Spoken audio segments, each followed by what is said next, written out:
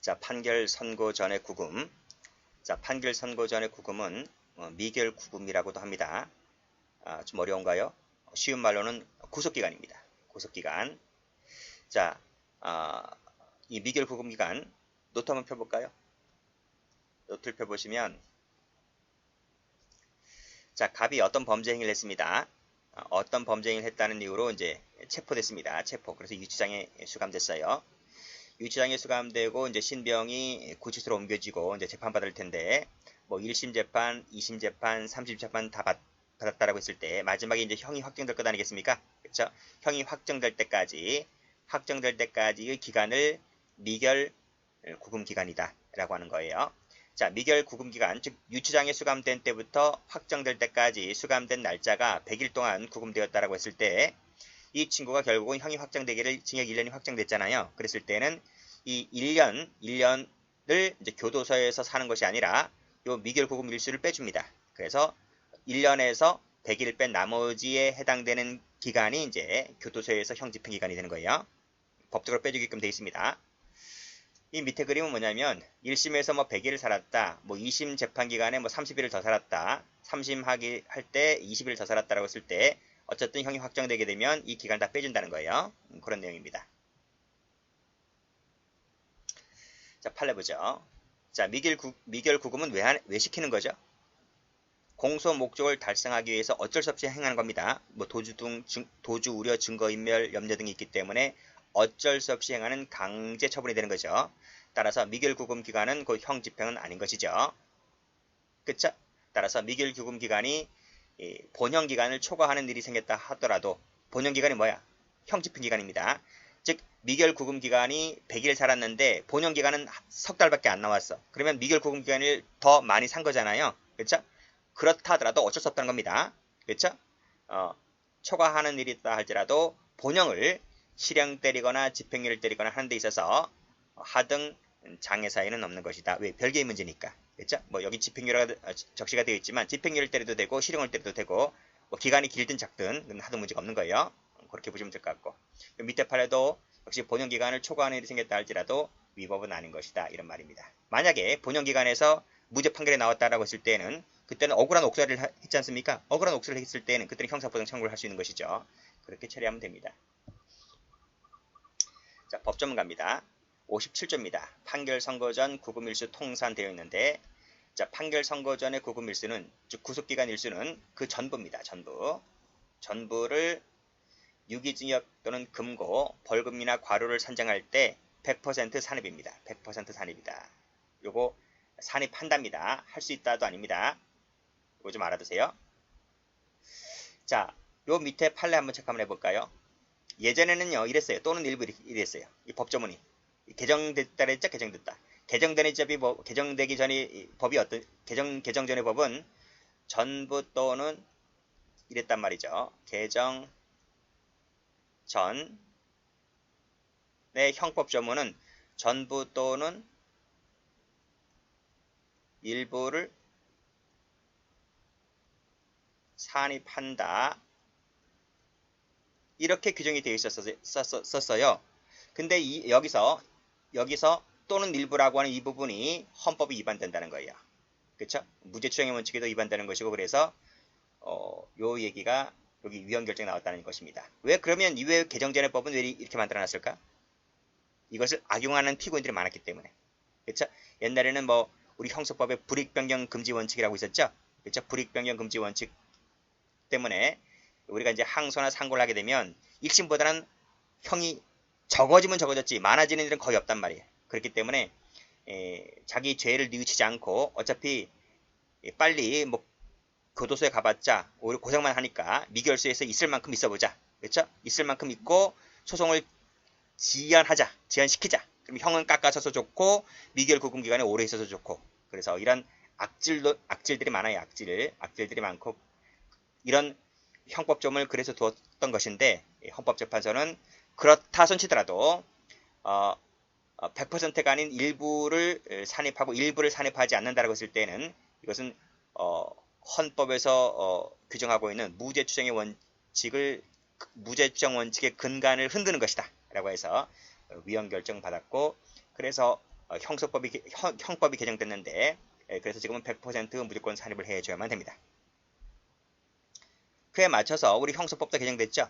형종상항의 불이익변경 금지 원칙에서 형종상향의 원칙만을 금지하고 있을 것이지 금지하고 있는 것이지 벌금액은 증액이 가능하잖아요. 징역형도 기간이 늘어나는 것도 가능하고 형종만 금지하고 있는 것이지 기간이나 액수는 늘어나도 허용된다는 것이 형소법의 얘기이기 때문에 굳이 뭐 이거와 이제 이 판례가 이렇게 변경되고 있기 때문에 형소법도 그에 맞춰서 같이 개정되는 것입니다. 그렇게 보시면 될 것 같고 지금은 100% 산입이기 때문에요. 여기 보시게 되면 전부가 당연히 산입이 되는 것이기 때문에 판결에서 별도로 판단할 필요가 있어? 판단할 필요가 없지. 100% 산입인데 그렇죠? 100% 산입이기 때문에 굳이 힘들여서 판단을 해야 할 필요까지는 없는 것이다. 그 얘기를 하고 있는 것입니다. 그리고 미결 구금 일수라고 하는 것은 판결 선고 당일이 아니라 전날까지를 말합니다.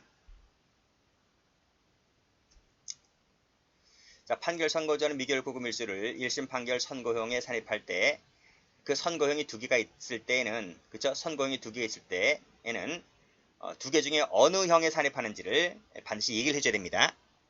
두 개 다 어차피 보세요. 여기서 피고인은 이 피고인이라는 사람이 A라는 죄와 B라는 죄 두 개를 저질렀어요. 저질른 상태에서 지금 구속된 겁니다. 구속됐는데 이 구속은 한 번 되는 거죠. 이 사람이 1신이기 때문에 1신 하나의 몸체이기 때문에 그럼 하나는 덕을 보는 거잖아. 그쵸? A죄나 B죄 이 하나만으로도 구금되면 되는 것이지 하나에만 구금됐는데 이 두 가지를 동시에 혜택을 보는 것은 그건 어쩔 수 없는 것이지만 일단 이 하나의 죄로 인해서 이 하나의 죄만으로도 하나가 구금되는 것이면 되는 거잖아. 그렇죠? 그러니까 여기서 만약에 100일을 살았다고 한다면 이 100일을 A죄 산입을 해줄 것인지 B죄 산입을 해줄 것인지를 정해줘야 된다는 거예요. 이 100일 살았다고 해서 이 두 가지 죄 다 혜택을 받으면 안 돼요. 그러면 하나는 이제 그냥 공짜로 덤을 얻는 것이기 때문에 이중을 혜택을 보는 것이기 때문에 100일을 살았다라고 했을 때는 A죄에 대해서 산입을 해줘야 되느냐 B죄에 대해서 산입을 해줘야 되느냐 이런 얘기죠. 그러니까 A죄가 만약에 징역 1년이 나왔고 B죄가 징역 3년이 나왔다고 한다면 이 100일에 대해서는 만약에 징역 1년짜리면 여기만 산입을 해서 깎아주면 되는 것이지 굳이 3년에 대해서 100일을 산정해줘야 할 필요는 없다는 거예요. 그런 얘기입니다. 그래서 어느 형이냐 어느 죄냐 어느 죄에 대해서 산입을 해줘야 되는지를 반드시 명시해줘라 이 뜻이고요. 판례 볼까요? 산입을 해줘야 되는 판례입니다. 자, 항소심이 항소를 기각하는 판결을 선고하면서 판결 선고 전에 구금일수죠. 그렇죠? 선고 전에 구금일수를 전부를 산입을 해줘야 되는데 산입을 안 했다라고 하는 것은 위법인 거죠. 산입을 해줬다는 얘기입니다. 그러니까 항소심 판결 선고 전에 구금일수는 100% 산입이다 그런 거예요. 근데 이 법원에서 산입을 안 했기 때문에 위법이라는 겁니다. 자, 체포되었다가 당일날 석방됐습니다. 그랬을 때 벌금형에 대해서 선고하면서 위 미결 구금 기간 일수를 산입을 해줘야 되는데 어쨌든 당일 구금되어서 당일 석방됐지만 뭐 단 10분, 20분, 1시간이라도 구금된 건 맞잖아요. 그러니까 그 기간 하루짜리를 노역장 유치 기간 정할 때 산입을 해줘라 이겁니다. 산입을 해줘야 되는데 안 했기 때문에 위법이라는 거예요. 하루짜리도 산입해줘라. 하루짜리 반나절짜리도 산입해줘라는 거예요. 반나절도 하루로 계산하죠. 하루로 계산하기 때문에 그걸 산입해줘야 되는데 산입을 안 했기 때문에 위법인 것이다 이 뜻이고요. 아직 본형이 확정되지 아니한 상태에서 치료감의 영장이 집행되어 보호 구금 기간 중에 어떤 항소나 상고를 제기했는데 이때 항소심 판결 선고 전에 보호구금 일수도 산입에 들어가야 되는데 산입 들어가지 않았기 때문에 위법인 것이다 이 뜻입니다. 전부 다 뭐예요? 여기서 보시면 색깔 칠해진 글씨들 있죠? 색깔 칠해진 글씨들이 다 뭐예요? 미결 구금 기간 일수들입니다. 이거 다 산입을 해줘야 되는데 하루짜리든 이틀짜리든 다 산입을 해줘야 되는데 안 했기 때문에 위법이라는 것이다. 하는 얘기고, 판결에서 산입일수를 명시하지 않고 단지 전부만을 산입한다라고 했을 때 위법은 아니죠. 왜? 100% 산입이라 했잖아. 이 100% 산입이고 별도로 판단할 필요가 없다 했기 때문에, 그치? 산입일수를 명시하지 않았다 할지라도 위법은 아니다. 자, 구속영장이 발부된 일부 범죄 사실에 관한 죄의 형과 나머지 범죄 사실에 관한 죄의 형 두 개입니다. 이거 하나, 이거 하나. 그쵸? 그러니까 여기에 산입해줄까, 여기에 산입해줄까라고 하는 건 재량이라는 거야. 그쵸? 아까 말씀드렸지, 여기서도, 그쵸? 두 개 있을 때 A라는 죄가 있고 B라는 죄가 있는데 여기에 산입할래, 여기에 산입할래라고 하는 판사 재량이라는 거야. 그쵸? 재량이기 때문에 그런 얘기입니다. 따라서 영장이 발부되지 아니한 다른 사실에 산입할 수도 있는 것이다. 왜? 재량이니까. 자, 기피 신청으로 인해서 판결이 정지된 것도 산입되어야 한다는 얘기입니다. 그쵸? 기피 신청으로 공판 절차 정지됐을 때, 이때도 구금되어 있겠죠? 이 사람이 미결 구금되어 있을 것이죠? 그쵸? 요 기간도 산입해줘라 이겁니다. 다음, 실제 구금하는 미결 구금 일수를 초과해서 산입을 했습니다. 그러니까 실제 존재하는 미결 구금 일수가 100일이었어, 100일. 그럼 100일만을 산정을 해줘야 되는 거잖아요. 근데 이 법원에서는 110일을 산정해 준 거야. 그러면 열을 더 산정해 줬네? 그치? 그러면 그 효과 생기나? 안 생기는 거예요. 안 생기는 것이고, 이때는 실제 내가 산 100일만, 실제 존재하는 100일만 산입해 주면 되는 것이지, 110이나 뭐 200을 썼다 하더라도 내가 살지도 않은 것을 산입하는 것은 안 된다. 이 얘기입니다. 내가 산 것만 산입해줘라. 형 집행영장과 구속영장 집행이 경합하고 있을 때는, 그쵸? 이때는 구속이라고 하는 것은 관념상의 존재이지 실제로는 집행만에 의한 존재만이 되는 거죠. 그랬을 때는 이때 미결 구금 기간은 통산이 안 됩니다. 통산해서는 안 된다. 이거 이 뜻이 이해되시나? 자, 보세요. 갑이라는 사람이 A라는 죄로 지금 실형받았어요. 그래서 지금 형 집행이 들어갔습니다. 지금 교도소에서 수감 중이야. 교도소에서. 근데 수감 중인데 갑자기 교도소에서 수감되기 전에 이 갑이 재판받기 전에 B라는 죄를 또 한번 저질렀단 말이에요. 그러니까 경찰들이 여죄를 밝혀서 여죄를 B라는 죄를 과연 누가 저질렀을까 했는데 교도소 수감된 이놈인 거야. 그럼 이 부분에 대해서 지금 재판을 수사하고 재판해야 될 거 아니겠습니까? 그쵸? 그랬을 때 이 교도소에 수감되어 있는 자가 지금 경찰 조사를 받아야 되는 거고 검사나 법원으로부터 지금 재판을 받아야 되는 것이기 때문에 지금 검찰이나 경찰에 이제 수시로 이제 출소를 해야 되잖아요. 근데 신병은 지금 확보되어 있는 거예요. 교도소 안에서. 그쵸? 그때는 굳이 경찰 조사 받을 때, 검사 조사 받을 때, 재판 받을 때에 형 집행으로 구속되어 있는 기간은 미결 구금으로 보아서 여기에 산입해 주는 것이 아니란 말이에요. 어쨌든 이것은 A죄로 인해서 신병이 확보됐기 때문에. 그렇죠? B죄를 추궁할 때 비록 이 사람이 여기에 조사 재판받으러 나오는 경우가 있다 하더라도 이건 미결 구금 기간이 아니란 말이에요. 아니기 때문에 이 B죄가 형이 나올 때 여기 산입해 줘서는 안 된다는 겁니다. 그런 얘기. 자, 노역장 유치는 미결 구금 기간이 아니잖아요. 그렇죠? 그렇기 때문에 이 노역장 유치 기간을 미결 구금 일수로 보아서 산입해 줘서는 안 된다는 얘기입니다.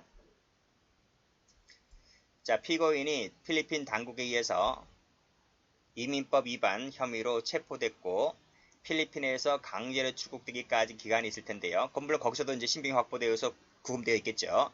이 기간은 미결 구금 기간이 아니라는 겁니다. 즉 외국 교도소라든지 거기에서 구금된 기간은 미결 구금 일수가 아니기 때문에 본형 산입이 안 된다는 얘기입니다. 여기도 마찬가지입니다. 미 합중 얘기 나와 있는데 외국에서 구금되어 있는 기간, 인도 절차를 밟기 위해 해서 구금되는 기간은 산입이 안 됩니다. 또 국내에 송환되어 구속되기까지 기간 안 됩니다. 즉 외국에서 세 개 묶어보세요. 필리핀, 여기 미국 거기서 거주하고 있는 기간은 산입이 안 된다. 이렇게 정리해 두시고 간혹 출제가 된 적도 있습니다. 자, 마지막으로 판결 공시 볼까요? 자, 판결 공시는 법조문인데 경찰직 쪽보다는 법원직이라든지 검찰직에 좀 나온 적이 있습니다. 자, 법조문 한번 비교를 해볼게요. 피해자의 이익을 위하여 필요하다고 인정할 때에는 청구가 있을 때에 한하여 피고인 부담으로 판결 공시 취지를 선고할 수 있다 입니다. 임의적이죠. 요거를 한다 하면 틀려고 피해자 청구이기 때문에 청구가 있을 때 하나요 그랬죠? 따라서 이것은 직권으로 안 됩니다.